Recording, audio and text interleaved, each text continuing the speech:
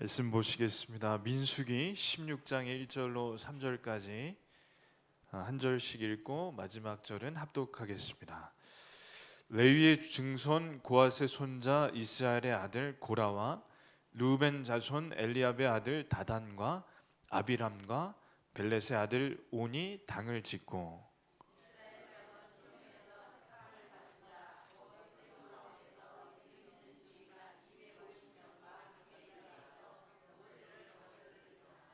다 같이 읽겠습니다.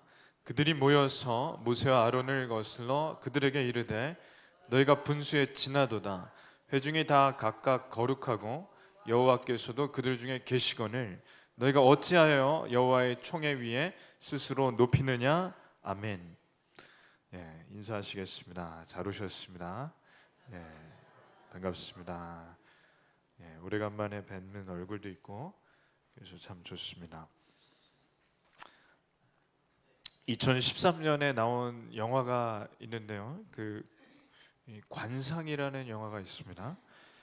이건 수양대군과 김종서의 대결을 그린 영화입니다.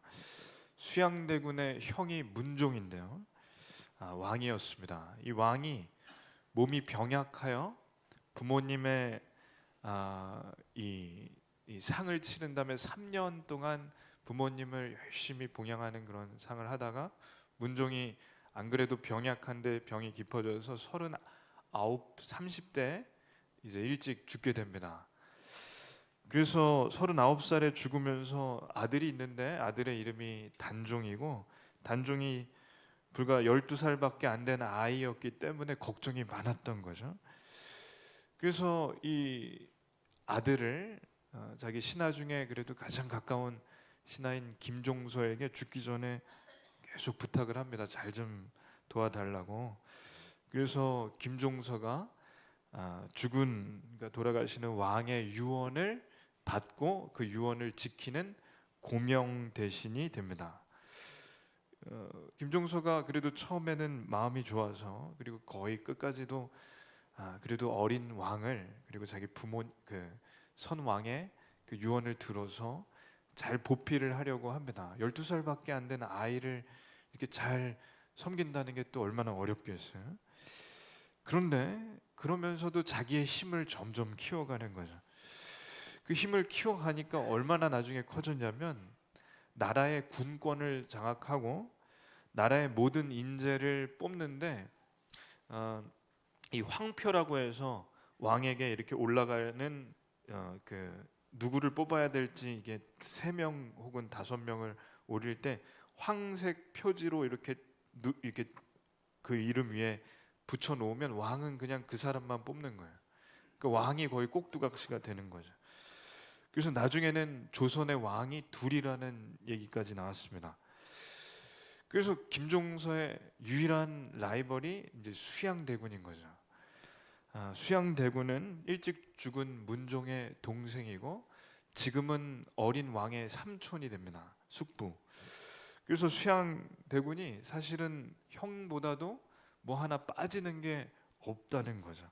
단종실록에 보면 형 문종이 이 동생 수양대군을 칭찬한 그런 글귀도 나옵니다. 뭐라고 하냐면 제갈량인들 수양대군보다 나을까? 그 정도의 칭찬은 아주 굉장한 칭찬이죠. 실제로 수양대군은 아버지 세종대왕을 옆에서 잘 보필했던 그런 아들이기도 합니다.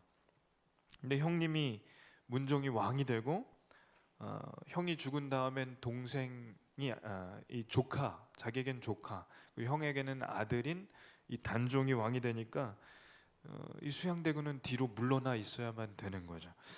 그러다가 이 수양대군의 관점에서만 보면 자기의 이 형님이나 조카를 잘 모셔야 되는 이 김종서가 왕보다 힘이 더 세지고 꼭두가시처럼 조카를 다루니까 거기서도 화가 나고 자기가 왜 왕이 될 수 없는 운명을 가졌는지에 대해서도 화가 나는 겁니다. 그래서 한명회라는 책사를 두고 호십탐탐 왕권을 노리는 거죠. 그러다가 일으킨 난이 있는데 그게 쿠데타인데 계유정난입니다. 한밤중에 군사들을 이끌고 김종서의 집으로 쳐들어가는데 김종서가 당연히 이 밤에 아무리 누가 이 나라에서 나를 위협한다 하더라도 이 밤에 나를 쳐들어올까 해서 대문을 열고 맞닥뜨렸더니 수양대군이 부하들을 이끌고 온 거예요.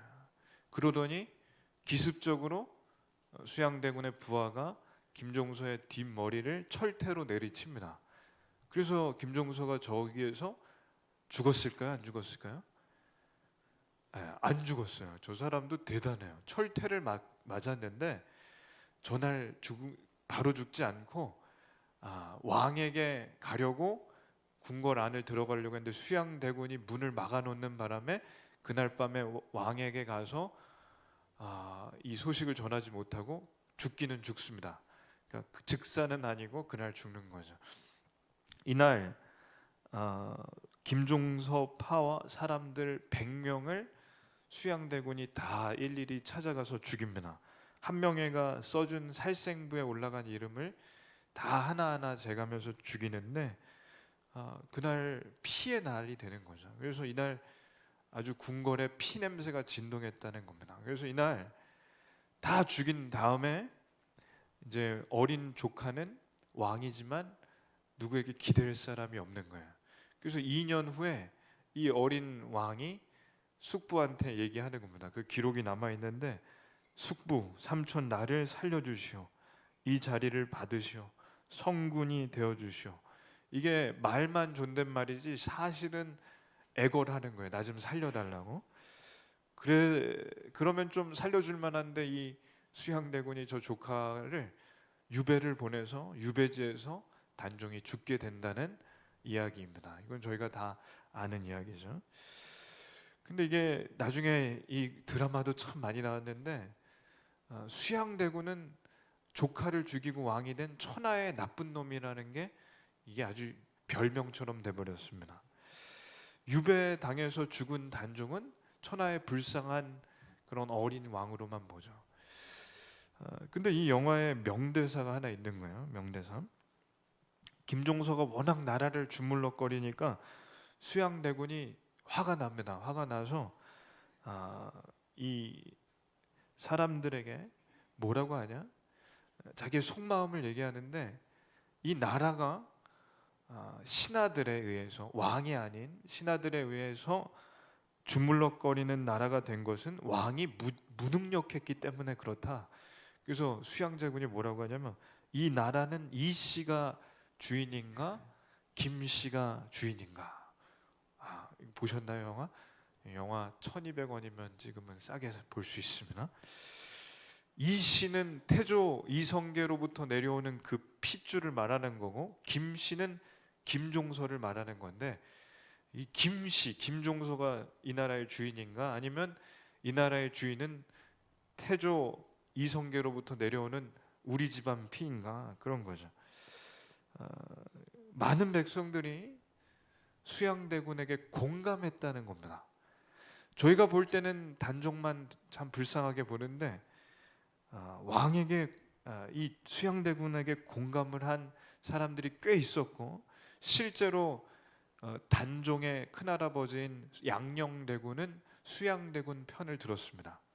왕의 큰할아버지가 이 다른 아들을 편을 든다는 건 왕에게는 엄청난 부담이 될 거고 배신자로 우리가 알고 있는 신숙주를 비롯한 여러 신하들 그리고 백성들 중에 꽤 많은 사람들이 수양대군을 따랐다는 거죠. 그래서 조카 자리를 뺏는 거는 정말 야비하다고 볼 수밖에 없지만 허수아비 왕에 대한 실망이 민심에 깔려 있다는 거고 그래서 수양대군을 지지하는 사람들도 꽤 많았다는 겁니다.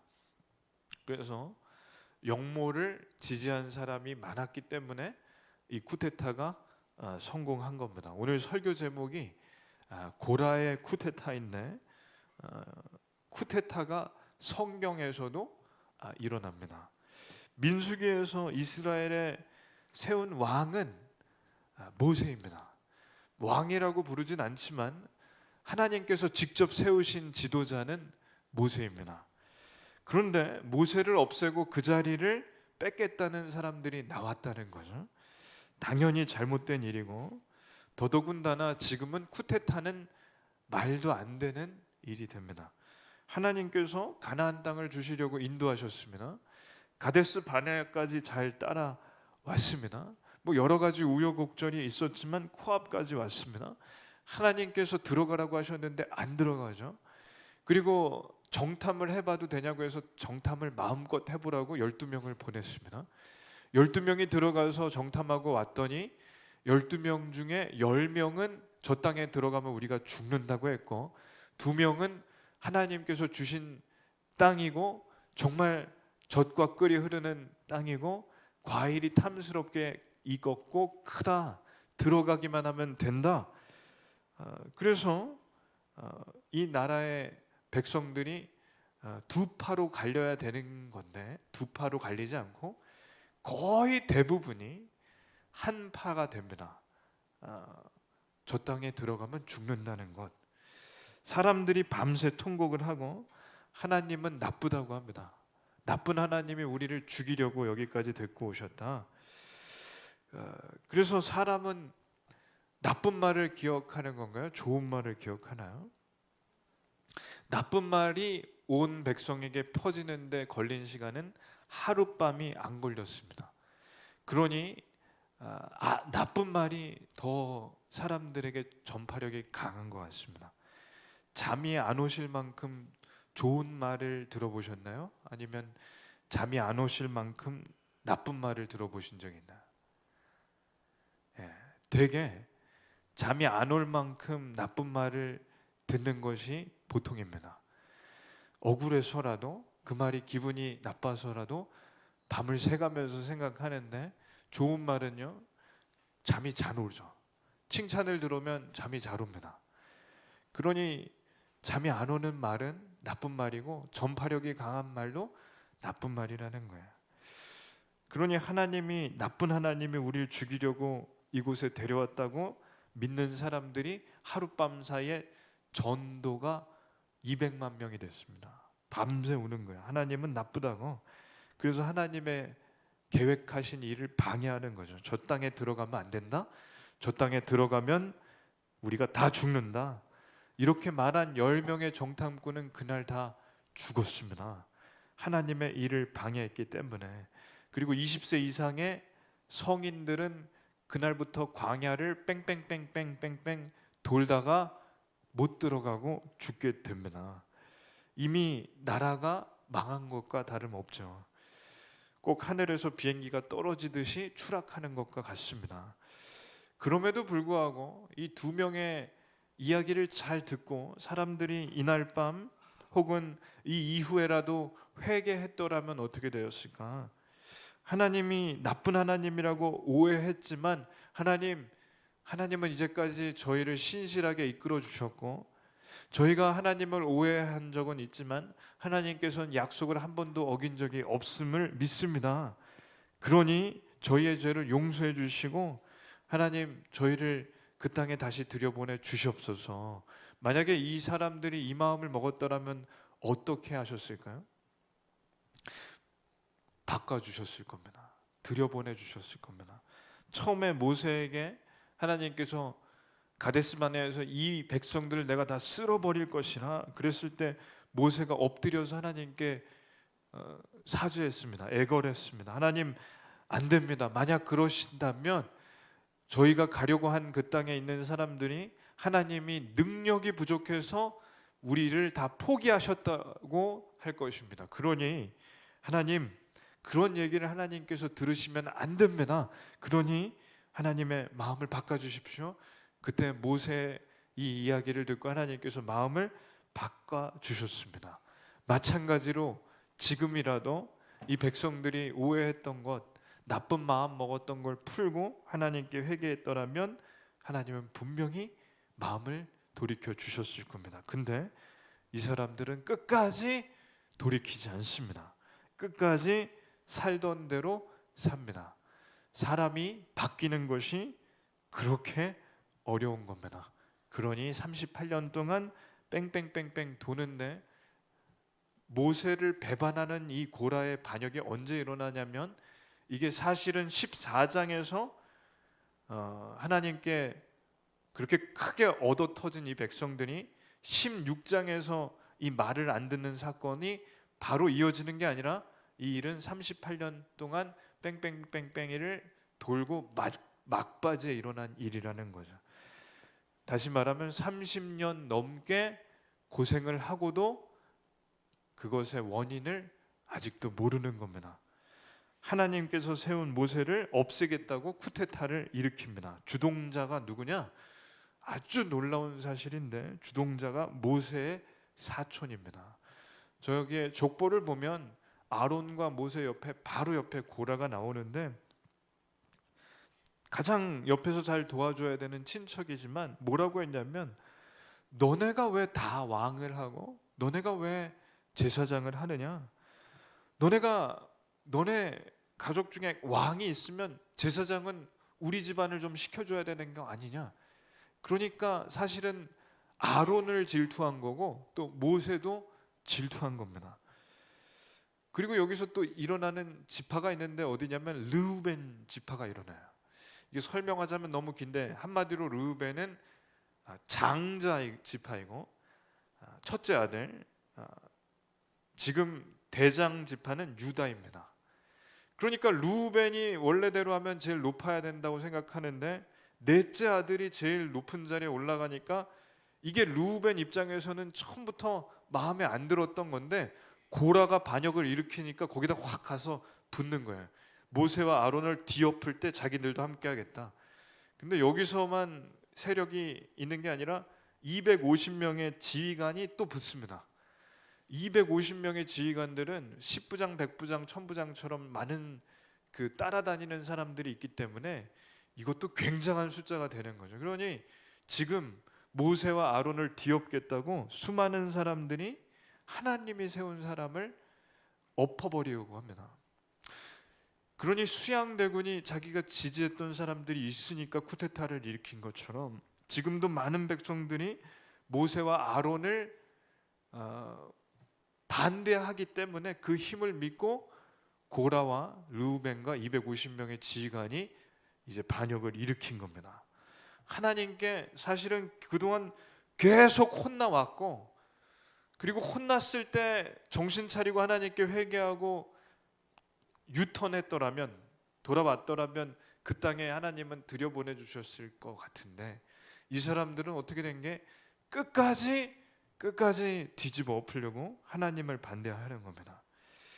원래 밑바닥을 치면 바닥을 치면 올라갈 일만 남았다고 하는데 이 사람들은 밑바닥을 치고 땅을 파서 들어가는 사람들이에요. 그래서 한번 말씀을 읽겠습니다. 레위의 증손 고핫의 손자 이스라엘의 아들 고라와 르우벤의 자손 엘리압의 아들 다단과 아비람과 벨렛의 아들 온이 당을 짓고 이스라엘 자손 총회에서 택함을 받은 자 곧 회중 가운데서 이름 있는 지휘관 250명과 함께 일어나서 모세를 거스르니라.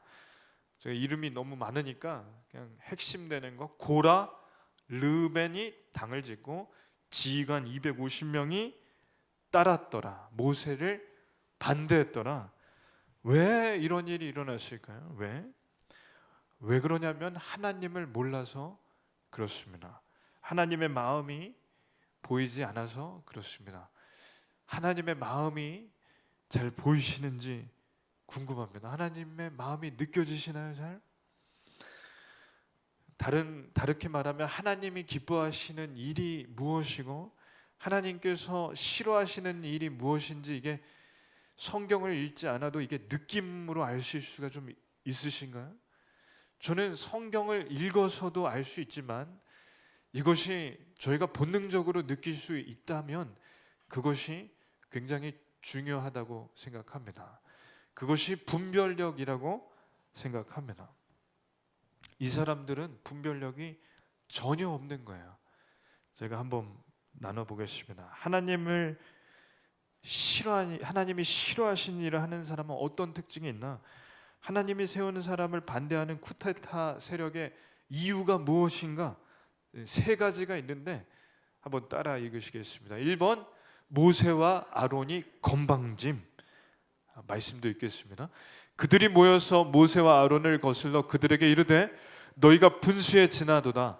회중이 다 각각 거룩하고 여호와께서도 그들 중에 계시거늘 너희가 어찌하여 여호와의 총회 위에 스스로 높이느냐? 아멘. 너희가 왜 스스로 높이느냐? 너희가 왜 이렇게 건방지냐? 너희가 왕이냐? 너희가 무슨 권리로 그렇게 우리를 이래라 저래라 하느냐? 이런 거죠. 그럼 여기서 질문이 뭐냐? 모세와 아론이 스스로 진짜 높였나요? 아니면 하나님께서 뽑으셨나요? 예, 하나님께서 뽑으셨습니다. 그러면 높여주신 분이 누구신가요? 하나님이십니다. 그러니 스스로 높였다는 건 거짓말이죠. 그냥 명분을 만들려는 거죠. 건방지지 않습니다. 지상에 모세처럼 온유한 사람이 없다고 하나님께서 인정하셨습니다. 백성들이 죽을 위기에서 하나님께 이 사람들 살려달라고 간절히 기도한 게 모세입니다. 저희라면 아마 저 사람들하고 같이 있으면 너무 힘들면 하나님, 그러니까 가만히 기도도 안 하고 가만히 있을 가능성이 많아요. 두 번째 이유가 뭐냐? 한번 읽겠습니다. 2번, 이집트가 적과 꿀이 흐름. 그러니까 그냥 원래 있던 땅이 적과 꿀이 흐르는 땅인데 가만히 있으면 좋았을 것을 왜 우리를 여기로 데려나와서 이렇게 고생 시키냐? 그 이유가 네가 왕이 되려고 그런 거 아니냐? 한번 읽겠습니다. 내가 우리를 적과 꿀이 흐르는 땅에서 이끌어내어 광야에서 죽이려 함이 어찌 작은 이들에게 오히려 스스로 우리 위에 왕이 되려 하느냐? 아멘. 그러니까 애굽이 원래 적과 꿀이 흐르는 땅이고 우리가 들어가는 땅이 적과 꿀이 흐르는 땅이라고 하더라도 우리는 애초에 나올 이유가 없었다. 그냥 거기에 있어도 적과 꿀이 흐르는데 왜 고생하면서 여기까지 데려 나왔느냐? 그 이유는 네가 왕이 되려고 그런 거 아니냐? 자, 적과 꿀이 흐르는 땅이 이런 땅이었습니다. 이 땅이 도대체 적과 꿀이 흐르는 땅인가요? 예, 맞아 죽지 않으면 다행인 땅인데 저기가 지금으로 말하면 꼭 아내가 남편에게 이런 얘기하는 거죠. 결혼 전에는 손에 물 한 방울 안 묻히겠다고 약속했더니 호강시켜 준다고 했더니 이게 호강이냐? 예, 공감하는 분들이 별로 없습니다. 이게 호강이냐 하는 거예요. 이게 모세한테 하는 얘기예요. 이게 하나님한테 따지는 거예요. 이집트가 적과 꿀이 흐르는 땅이 아닙니다. 전부 노예였고 아빠는 나가서 맨날 저렇게 얼어 터지고 누나는 주인에게 성폭행 당하고 형과 동생도 어려서부터 저기서 집을 만드는데 하루에 17시간, 18시간 일하는 그런 땅이었습니다. 저기서 너무 죽겠으니까 살려달라고 울부짖었습니다. 울부짖어서 하나님께서 세워주신 게 모세고 울부짖으니까 하나님께서 모세를 통해서 적과 꿀이 흐르는 땅으로 인도하라고 하셔서 모세가 간 거죠. 저 땅은 적과 꿀이 아니라 피땀과 눈물이 흐르는 땅이었습니다. 그러니까 두 번째 이유도 거짓말이죠. 세 번째 이유 한번 읽겠습니다. 왜 아직도 못 들어갔느냐? 그러니까 이 사람들도 논리가 있어요. 첫 번째, 두 번째도 다 틀리긴 하지만 그래도 논리는 있어요. 모세와 아론은 너무 건방져. 그리고 이집트는 원래 적과 꿀이 흘러. 그리고 마지막으로 그러면 우리가 들어갈 땅이 정말 적과 꿀이 흐르는 좋은 땅이라면 진작에 들어갔어야지 왜 아직도 못 들어가고 뺑뺑뺑뺑 도느냐? 그러니 모세 너는 사기꾼이다. 말씀을 읽겠습니다. 이뿐 아니라 내가 우리를 적과 꿀이 흐르는 땅으로 인도하여 들이지도 아니하고 밭도 포도원도 우리에게 기업으로 주지 아니하니 내가 이 사람들의 눈을 빼려느냐? 아멘. 자, 여기서 주어가 굉장히 중요한데 내가는 모세와 아론이죠. 모세와 아론은 다시 말하면 하나님도 됩니다. 그러니까 네가 모세와 아론, 네가 하나님 당신이 왜 들이지도 아니하고 우리를 왜 들여보낸다고 해놓고 그 좋은 땅이 있다면서 아직도 안 들어가게 하느냐? 이게 모세 잘못이고 하나님 잘못이라는 건데 그런가요? 아닙니다. 가데스 바네아에서 들어갔으면 되는 겁니다. 그냥 들어갔으면 되는 겁니다. 세팅이 다 돼 있고 하나님께서 가라고 하셨으면 가면 되는데 그 땅에 있는 사람들이 거인 같고 성읍이 잘 정비되어 있고 군사들이 강력한 것 같아서 우리가 들어가면 몰살 당할 것 같다고 안 들어갔습니다. 그리고 통곡했습니다. 원망했습니다. 하나님은 나쁘다고 했습니다. 하나님이 나쁘다고 해서 쫓겨난 사람, 대표적인 사람이 누굴까요? 아담과 하와.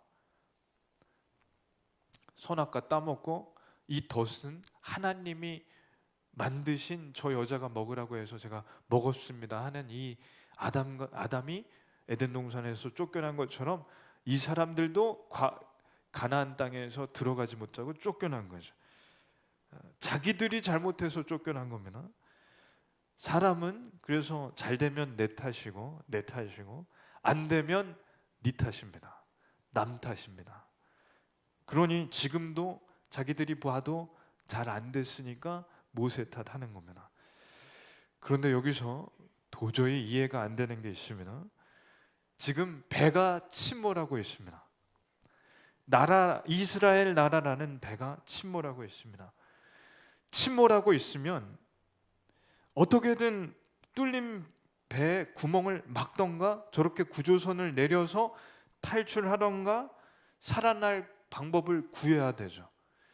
제가 설문조사 중에 지난주에 아주 놀라운 설문조사를 봤는데 아주 기분 좋은 설문조사가 하나 있습니다. 뭐냐면 우리나라에 전쟁이 나면 예비군과 민방위를 포함한 대한민국의 현역 군인은 당연하고 전쟁에 나가서 싸우겠다는 그 전쟁할 수 있는 사람들의 퍼센테이지가 몇 프로가 나왔을까요? 100명이 있다면 100명 중에 몇 명이 전쟁이 나면 도망가지 않고 싸우겠다고 했을까요? 우리나라는 74명 100명 중에 74명 여기에 60대 이상은 빼고 그 밑으로는 다 거의 다 전쟁 갑니다. 일본은 몇 프로일까요? 일본은 전쟁 나면 몇 프로 참가한다고 할까요? 이걸 굳이 기분 좋아야 되는 건지 모르겠는데 9명 100명 중에 9명 그러니 우리나라가 그래도 참 괜찮습니다. 일본이 전 세계 꼴찌예요.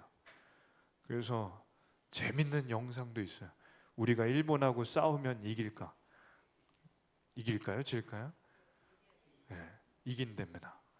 우리나라 육군은 전 세계 3위, 해군도 우리나라가 미군 다음에 2위인 광개토함이 있다고 합니다. 하여튼 설교하고는 관계없지만 전쟁이 나면 싸울 사람들이 74명, 100명 중에 74%면 괜찮은 전 세계에서 가장 아주 전투력이 높은 나라라는 거고 9명은 전 세계 꼴찌라는 거죠.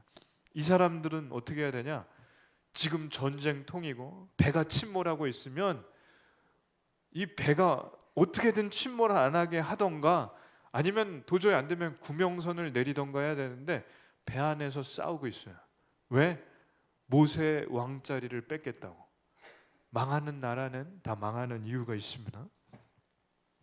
이 세 가지 말도 안 되는 이유를 대가면서 싸우는데 여기서 배가 침몰하는데 싸워서 이기면 뭐 할 거냐는 겁니다. 여기서 왕이 돼봤자 하루도 안 가서 침몰할 텐데 못하라 왕이 되냐는 거죠. 더 놀라운 것은 이 세 가지 말도 안 되는 이유는 백성들에게 기가 막히게 잘 먹힙니다. 다들 짜증이 났고 지치고 힘드니까 이제까지 잘못된 건 다 모세 탓이니까 한번 보십시오. 저런 땅에서 한 40년 살아보면 짜증이 날까요 안 날까요? 원망이 될까 안 될까요? 모든 게 불만이고 모든 게 짜증일 겁니다. 저는 여기서 모세는 그럼 짜증이 안 났을까요? 모세가 제일 짜증이 났을 거예요. 모세가 얼마나 답답했으면 하나님께 애원하잖아요. 여기 30년 이거 뺑뺑이 하기 전에 하나님께 한 얘기가 지난주에 말씀드린 거잖아요. 하나님 저를 차라리 죽여주십시오. 거기에 표현이 이렇게 나와요. 이 사람들과 함께 하느니 그냥 죽여주십시오. 그게 모세가 하는 얘기예요. 그런데도 끝까지 하나님이 살려놓으셔서 고생하면서 목숨을 걸고 여기까지 왔더니 교만하다, 사기꾼이다, 죽이려고 데려왔다, 하나님은 나쁘시다, 너 같은 놈을 세우신 하나님은 똑같은 하나님이다. 그러니까 하나님께서도 화가 나십니다. 한번 읽겠습니다. 여호와께서 모세와 아론에게 말씀하여 이르시되 너희는 이 회중에게서 떠나라. 내가 순식간에 그들을 멸하러 하노라. 아멘. 그러니 몇십 년을 원망하고 불평하는 사람들에게 하나님께서도 이제는 지치시는 겁니다. 하나님 세운 모세를 죽이겠다고 엎겠다고 하니까 그 자리에서 땅이 갈라져서 지진이 나서 그 원망하는 사람들을 이제 죽이시는데 제일 먼저 250명을 그냥 그 자리에서 불태워 버리십니다. 한번 읽겠습니다. 그들이 섰던 땅바닥이 갈라지니라. 땅이 그 입을 열어 그들과 그들의 집과 고라에게 속한 모든 사람과 그들의 재물을 삼키매 그들과 그의 모든 재물이 산채로 수월에 빠지며 땅이 그 위에 덮이니 그들이 회중 가운데서 망하니라. 그 주위에 있는 온 이스라엘이 그들의 부르짖음을 듣고 도망하며 이르되 땅이 우리도 삼킬까 두렵다 하였고 여호와께로부터 불이 나와서 분향하는 250명을 불살랐더라. 아멘. 그러니까 하나님께 말을 지금까지도 안 들었는데, 지금까지도 많이 혼났는데, 그러면 좀 정신을 차릴 만한데 정신을 못 차리고 또 하나님을 원망하는 거예요. 근데 더 놀라운 것은 250명이 죽고 지진이 나서 많은 사람들이 그 하나님을, 모세를 반대하는 사람들이 죽었으면 거기서 도망가면서 우리를 삼킬까 하노라 하면 이 사람들이 하나님 죄송합니다, 저희가 잘못 생각했습니다 해야 되는데 뭐라고 하냐면 읽겠습니다. 이튿날 이스라엘 자손이 온 회중이 모세와 아론을 원망하여 이르되 너희가 여호와의 백성을 죽였도다 하고. 아멘. 이 사람들 정말 대단합니다. 하나님 세우신 모세와 아론을 자기들이 쿠데타를 일으키고 하나님을 반대했다가 죽었는데 또 모세와 아론이 잘못했다고, 그래서 그 사람들, 선량한 사람들이 죽었다고 그러는 거죠. 그러니까 이게 사람이 바닥을 치면 올라가는 법만 남았다는 말이 있는데 이 사람들은 정말 땅을 치고 그 바닥을 파서 들어가는 사람들이에요. 정말 이런 사람들을 목회를 하는 모세는 속이 썩어 문드러졌을 게 분명합니다. 모세가 가나안 땅에 하나님께서 못 들어가게 하신 것도 당연히 성경적이지만 어쩌면 모세는 속이 썩어 문드러져서 죽을 때가 다 됐을지도 모르는 거죠. 정말 힘들었을 거예요. 하나님께서 그 원망하는 이 사람들을 또 연병을 내려서 치십니다. 그래서 사람들이 죽어나가는 거예요. 그때 모세는 어떻게 하느냐? 또 하나님께 살려달라고 합니다. 이 사람들을 용서해 주십시오. 그래서 하나님께서 거기서 병을 그치는데 그때 14,400명이 죽게 됩니다. 오늘 말씀을 보면서 결론입니다. 이 문제를 일으킨 고라는 도대체 누구인가? 저런 천하의 나쁜 놈이 있는가? 꼭 수양대군처럼 어떻게 저런 천하의 나쁜 놈이 있는가? 근데 저희는 성경을 보는 게 그런 방법으로 성경을 보는 게 아닙니다. 성경이 처음부터 끝까지 또 자주 이 성경에 나오는 인물들을 통해서 저에게 얘기하는 게 뭔지가 중요한 거예요. 고라가 누구냐는 거죠. 고라가 어떤 사람이고 고라가 누구냐는 거죠. 고라는 저희입니다. 저희는 어떤 성경을 보는 눈이 있냐면 고라 같은 이 인물을 볼 때 고라 같은 사람이 우리 주위에 있는 사람 중에 한 명 있다고 생각하고 저 사람이 참 고라같이 힘들게 하는 사람이라고 생각을 하는데, 근데 성경이 말하는 건 뭐냐? 고라 같은 사람은 저희라는 거예요. 하나님께 쿠데타를 일으키는 게 나라는 거고, 내 죄는 보이지가 않고 남의 죄가 잘 보이는 게 나라는 겁니다. 내 죄가 잘 안 보이면 남의 죄밖에 보이는 게 없다는 거죠. 그래서 자기 눈에 자기 눈에 들보는 안 보이고 남의 눈에 티끌을 보는 게 저희라는 겁니다. 그래서 마지막 질문을 하자면, 하나님의 마음이 잘 느껴지십니까? 하나님이 기뻐하시는 일이 무엇인지, 또 하나님께서 싫어하시는 일은 무엇인지가 느껴지시는지가 궁금합니다. 저는 그게 정말 저희가 분명히 성경을 보고도 알 수 있지만 말씀과 기도를 하면서 그게 저희가 잘 느껴지기를 기도합니다. 그게 잘 느껴지면 저희는 하나님 기뻐하시는 쪽으로 갈 수밖에 없습니다. 여호수아와 갈렙은 분명히 잘 느꼈습니다. 모세와 아론도 잘 알았습니다. 죄에 민감했고 하나님 기뻐하시는 일에 민감했기 때문에 그렇습니다. 저희가 잘 느껴지면요, 하나님이 기뻐하시는 일이 저희가 노력하지 않아도, 물론 노력해야 하지만 때로는 그게 너무 익숙하기 때문에 하나님이 기뻐하시는 방향으로 자연히 가게 될 줄로 믿습니다. 그렇게 하나님이 기뻐하시는 대로 사시는 인생 되시기를 축원합니다. 기도하겠습니다. 하나님 감사합니다. 하나님께서 기뻐하시는 일이 무엇인지 느낄 수 있게 해주시옵소서. 분별력을 가지게 해주시옵소서. 하나님께서 기뻐하시지 않는 일이 무엇인지도 잘 느끼게, 민감하게 해주시옵소서. 그래야 하나님이 기뻐하시는 삶을 사는 저희들 될 줄로 믿습니다.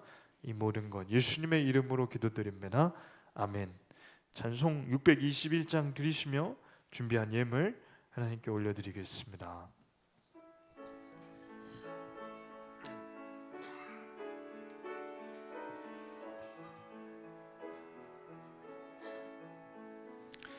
찬양하라 내 영혼아,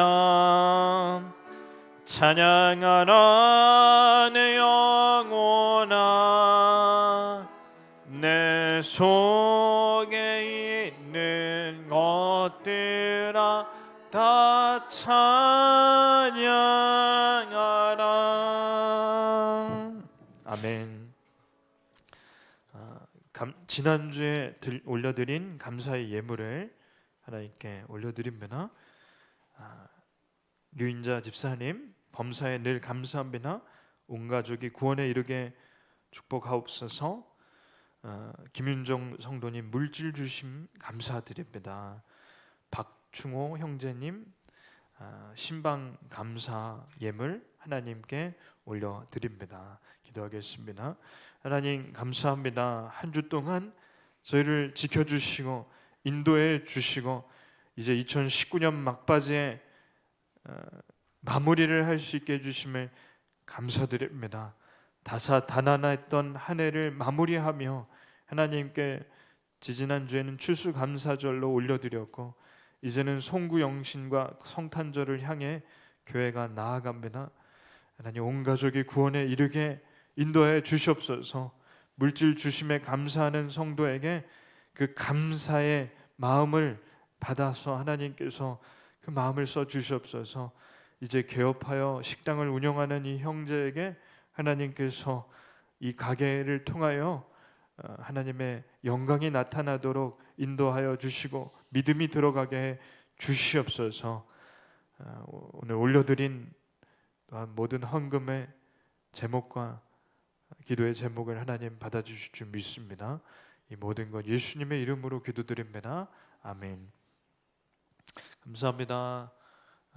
광고합니다. 오늘 나무 모임은 교제로 모이겠습니다. 다음 주는 올해 2019년 마지막 성찬 예배로 올려드립니다. 준비를 부탁드립니다. 오수연 권사님의 시모, 고 송성구 성도님의 장례를 푸른숲교회 교회장으로 하였습니다. 위로해 주신 성도님들께 깊은 감사드립니다. 오늘 점심은 우수영 권사님 가정에서 대접합니다. 오늘 가족이 오래간만에 함께 하셨는데 박수로 좀 환영하겠습니다. 네, 반갑습니다. 네, 김영재 형제와 김신재 자매가 함께해서 또 너무 반갑습니다. 장가 가고 시집 갈 때가 벌써 다 된 것까지 장성하였습니다. 계속 봤으면 좋겠는데 나중에 또 얘기하겠습니다. 목회자 동정은 이번 주 돌아오는 토요일에 부천 주예수교회 청년 집회가 있습니다. 강사로 가게 되었는데 이 일을 위해서도 기도해 주시기를 부탁드립니다. 또 오늘 오래간만에 반가운 얼굴이 있네요. 김현우 집사님이 이제 오랫동안 출장을 가셨는데 완전히 귀국은 아니고 휴가를 받아서 오셨다고 하는데 아프리카에서 그래도 저 정도면 덜 타신 것 같습니다. 박수로 환영하겠습니다. 저도 돌아가셔도 한 4개월 남으신 거죠, 집사님? 남은 출장과 또 일을 통하여 건강하게 해주시기를 기도하겠습니다. 주기도문과 축도로 예배를 마칩니다. 하늘에 계신 우리 아버지여, 이름이 거룩히 여김을 받으시오며 나라에 임하옵시며 뜻이 하늘에서 이룬 것 같이 땅에서도 이루어지이다. 오늘날 우리에게 일용할 양식을 주옵시고 우리가 우리에게 죄진 자를 사하여 준 것 같이 우리 죄를 사하여 주옵시고 우리를 시험에 들게 하지 마옵시며 다만 악에서 구하옵소서. 대개 나라와 권세 영광이 아버지께 영원히 있사옵나이다. 아멘. 이제는 우리 주 예수 그리스도의 은혜와 성부 하나님의 무한하신 사랑과 성령님의 위로내조 충만 교통하심이 이 자리에 하나님의 마음을 알기를 원하는 그리고 느끼기를 원하는 모든 백성들 위해, 그리고 어머님의 마지막 가는 길을 잘 장례로 마친 가족들 위해 이제로부터 영원토록 함께 있을지어다. 아멘.